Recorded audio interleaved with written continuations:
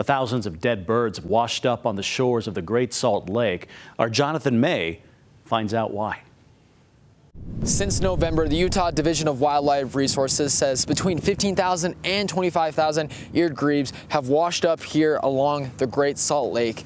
The culprit is the bird flu.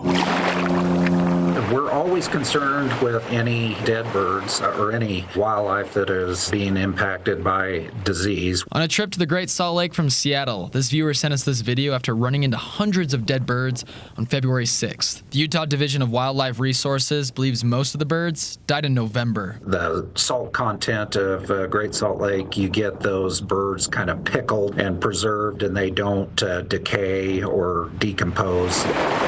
The waves bring the dead birds back to the beach. They float into the shore, then they get washed back out, and then eventually they wash back ashore, and people think they're new birds that have just died. DWR says about 4 million eared grebes migrate through the Great Salt Lake each year.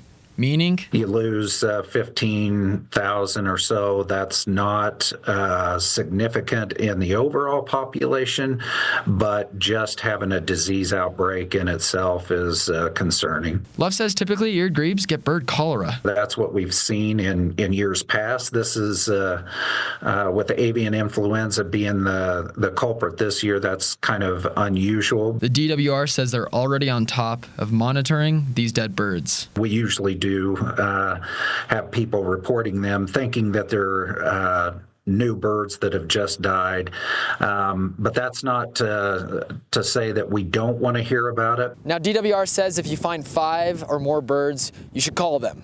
They want to know if more outbreaks are happening. Reporting in Magna, Jonathan May, ABC4 News.